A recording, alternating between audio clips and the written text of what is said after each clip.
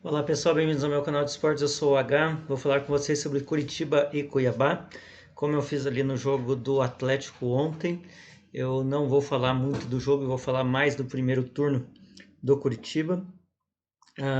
Apesar de que, se for falar do jogo mesmo, né, não há muito o que falar, porque o jogo foi um dos jogos mais ruins aí do Campeonato Brasileiro que eu já tive a oportunidade de ver. Ah, o primeiro tempo praticamente não ocorreu nada, né? Os times ficaram se estudando boa parte do jogo, depois não houve praticamente nenhum lance agudo, né? O Muralha trabalhou um pouco mais do que o Walter, e o Walter não tinha feito nenhuma defesa até próximo dos 40 minutos. O Curitiba teve um único chute a gol, que acabou saindo gol, o gol do Aleph Manga. Aleph Manga que foi muito criticado aí pela sua atuação contra o Corinthians e hoje acabou fazendo um gol e isso pode resolver aí a situação dele com o torcedor, né? Que estava achando ele fominha e tudo mais. Mas também não vou explicar essa situação porque já falei no vídeo anterior sobre isso. No segundo tempo, nós tivemos uma coisa um pouco menos medonha, né? Porque repetiu-se quase a mesma atuação do primeiro tempo, mas aí houve ali uma jogada aqui, outra jogada ali, uma coisa a mais aqui, outra coisa a mais ali, houve alguma emoção. O Muralha acabou fazendo uma boa defesa, não é um excepcional, né? Mas uma boa defesa que evitou ali um possível empate ali do Cuiabá, mas no mais não ocorreu nada. Houve dois grandes momentos em que a torcida do Curitiba se manifestou, que foi no momento do gol do Aleph Manga e no momento do final da partida.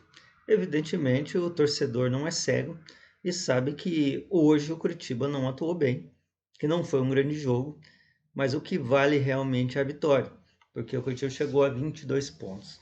Agora vamos analisar aí o primeiro turno, né? 22 pontos. 22 pontos não é um turno que se possa se orgulhar. Curitiba não fez um grande turno, infelizmente. Aí nós podemos falar de alguns fatores que levaram a isso.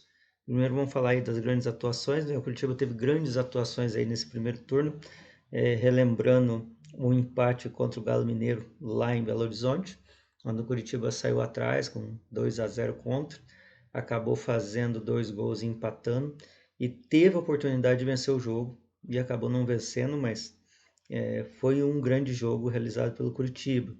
E daí tivemos o jogo contra o Fluminense, Curitiba e Fluminense, no qual também o Curitiba começou perdendo por 2-0 no primeiro tempo e acabou virando o jogo com o gol do Léo Gamalho no final do jogo.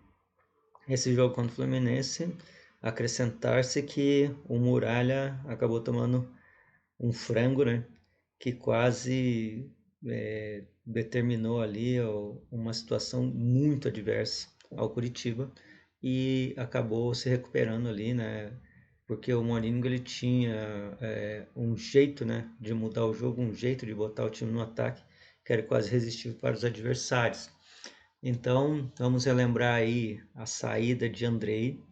Andrei que percebeu-se somente que o André era uma das peças fundamentais do Curitiba quando ele saiu. E não por coincidência, quando ele saiu, o Curitiba caiu vertiginosamente. Como eu falei sobre o Atlético, que a história do Atlético é uma comédia, já que começava ruim e terminava bom, nós vamos falar que a situação do Curitiba é uma tragédia, porque começa bom e termina ruim. Até meados de metade do campeonato, o Curitiba estava bem ali, lutando pelas primeiras posições. Nesse momento, inclusive, o campeonato tinha muitas equipes com números iguais ali no campeonato, né? Então estava muito equilibrado. A partir do momento que houve a queda do Curitiba, os outros times mantiveram ali a sua atuação, enquanto o Curitiba foi caindo, caindo, caindo, caindo e acabou quase na zona de rebaixamento. Como hoje a disputa era direta, venceu o Cuiabá, o Curitiba saiu e o Cuiabá entrou. Então, o que se busca aí no segundo turno é fazer pelo menos 23 pontos. daí para mais, já que é para evitar a queda para a segunda divisão. O que tem ocorrido aí, que foi assim bastante ruim para Curitiba, que o Curitiba não conseguiu os 3 pontos contra o Juventude, que era um time da zona de rebaixamento, sabendo-se que não só a campanha, mas ao vencer o pessoal da zona de rebaixamento, você evita a queda. Sempre foi assim no Campeonato Brasileiro. Quando você empata, quando você perde, perdendo pontos para esse time, você tem uma dificuldade imensa. Então, relembrando aí os absurdos 13 jogos que o Curitiba teve com apenas duas vitórias. E aí, vamos relembrar essa reta final de turno, né? O Curitiba teve Corinthians, Flamengo, Cuiabá. Esses três também serão rivais no final do segundo turno. O Corinthians e o Flamengo vai ser em casa, mas você sabe que time grande em casa ou fora é time difícil. Vamos esperar que o Curitiba não precise desses pontos contra o Corinthians e contra o Flamengo, porque se precisar, dependendo ali do que estiver acontecendo, se houver disputa de título ou algo assim, o Curitiba vai ter extrema dificuldade de se manter na primeira divisão. Então, tem que ganhar aí desses times de baixo da tabela para não depender da vitória contra os grandes. Aí, também relembrando, uh, isso é importante dizer que na primeira divisão é muito difícil de você manter um técnico se ele faz uma campanha ruim. Mas vamos ter que parabenizar aí a diretoria do Curitiba pela estratégia. Desde que contratou o técnico Morínigo, ele não foi pressionado de maneira alguma, pelo menos não pela diretoria, porque o técnico foi contratado, o Curitiba já estava praticamente rebaixado, né? Acabou caindo, mas não se esperava realmente que o Morínigo tirasse o Curitiba daquela situação. Disputou a segunda divisão, teve ali altos e baixos, acabou não classificando no Campeonato Paranaense e ele foi mantido. E o Curitiba voltou para a primeira divisão com o Morínigo. Agora, na primeira divisão, está fazendo uma campanha de péssima para ruim, né? E o Curitiba está sendo bancado aí pela diretoria. De novo, parabéns aí, porque a única coisa que não se pode reclamar do Curitiba é de continuidade. O técnico tem que ter continuidade, tem que ter tempo para trabalhar. Então, assim, essa mentalidade, que é uma mentalidade europeia, né, deve realmente entrar na cabeça aí dos times brasileiros, por uma questão bastante simples. Primeiro, a questão financeira. Você contrata um treinador e você o mantém até o final do campeonato e daí você avalia por desempenho, né? Claro que no primeiro ano ali do Mourinho não havia como você avaliar, já que contratou ele no meio do campeonato. O ano todo passado dava para avaliar. Então, ali numa avaliação mais ou menos, você pode falar, pô, foi uma avaliação positiva, já que o Curitiba subiu. O Campeonato Paranaense nem tem tanta importância assim, mas no momento que você não disputa nenhum dos títulos nacionais, o Campeonato Paranaense acaba sendo importante, né? Para o Curitiba esse ano já conquistou o Campeonato Paranaense, mas se houver uma queda para a segunda divisão, talvez a avaliação seja uma avaliação de viés de baixa. Mas aí a diretoria do Curitiba vai fazer essa avaliação. Agora, se ao final do campeonato se mantiver na primeira divisão, que era o objetivo, e ainda ganhando o título paranaense, talvez seja uma avaliação boa. Lembrando que o Curitiba não tem um grande elenco. E caindo na Copa do Brasil, né? O Curitiba não teve a Sul-Americana, né? Caindo na Copa do Brasil só tinha o Campeonato Brasileiro, né? E o Campeonato Brasileiro só consegue ter bom desempenho quem tem um grande elenco. Tanto é verdade que o Curitiba perdeu um jogador, o Andrei, e caiu todo o esquema ali do Mourinho. O Mourinho não consegue arrumar um substituto para esse jogador. Agora tem aí a janela e não sei quais reforços aí o Curitiba vai trazer. Eu soube que hoje teve ali um volante que já estreou, o Bruno Gomes. Ainda falando daquela partida, ele deu uma organizada ali no primeiro tempo.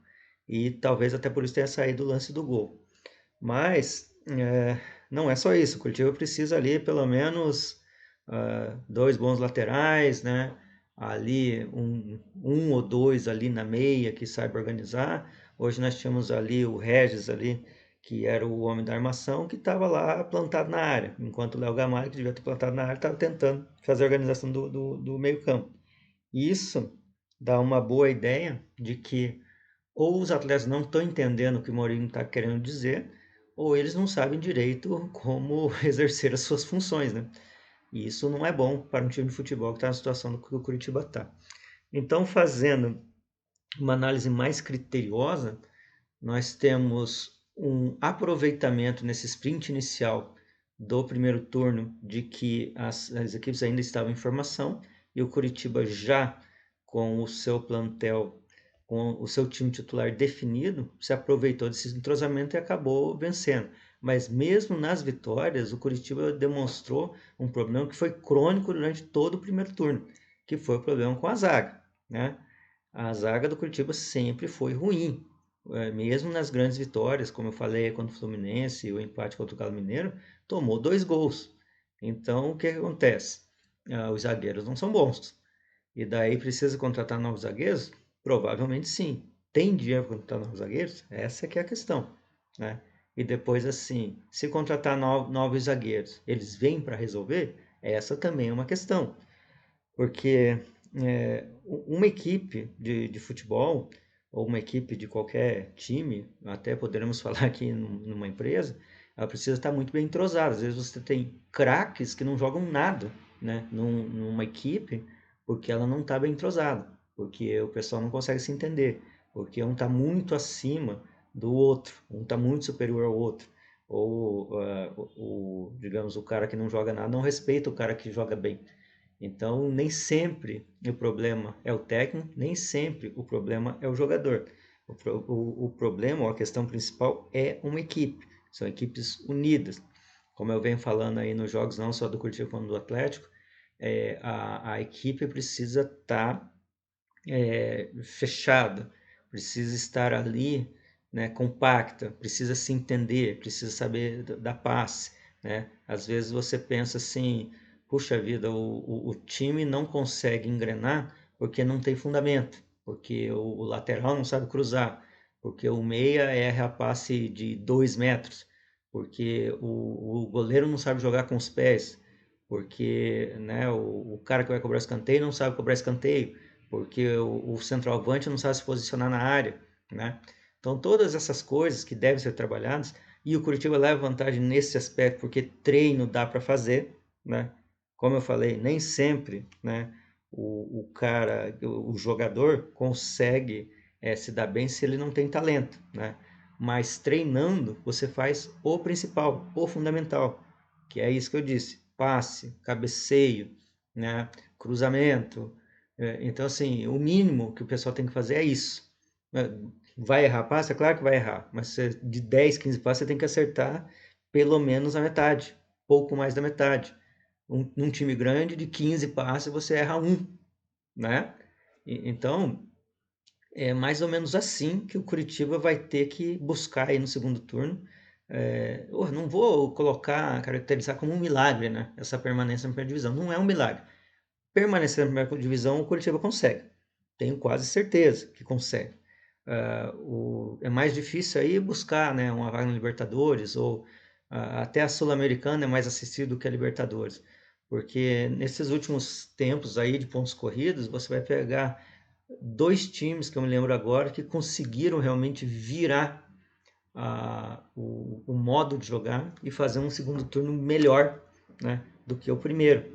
Nós temos ali o Fluminense, né, que conseguiu, com aqueles 98% de chance de abaixamento, conseguir escapar.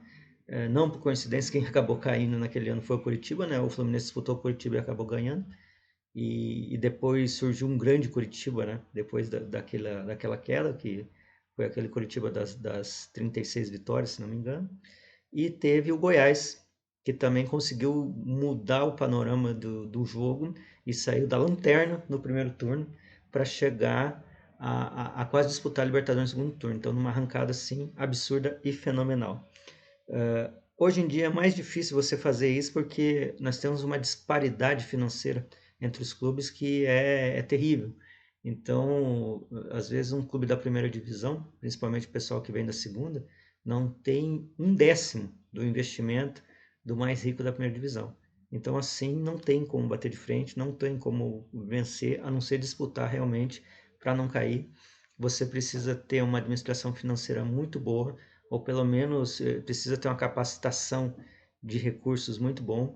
Você precisa ter uma quantidade de sócios ótima, e nisso o Curitiba também está muito bem servido, tem um grande número, né, de quantidade de sócios, mas a administração ainda está pecando aí. Nos últimos anos o Curitiba tem arrumado realmente mais dívidas do que conseguido se estabilizar financeiramente.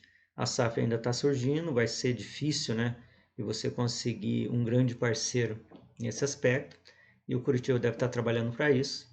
E no momento que tiver a SAF, talvez haja realmente uma qualidade financeira administrativa que possa levar o Curitiba a grandes investimentos, o que também não é o caso do Atlético, já que o Atlético tem essa capacidade de investimento, e este ano bateu o recorde de todos, né?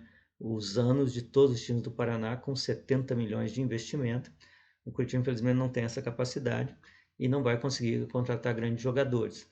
Mas se conseguir contratar jogadores que tenham vontade de jogar, que consigam treinar e na repetição fazer o básico, o Curitiba vai conseguir sair dessa situação.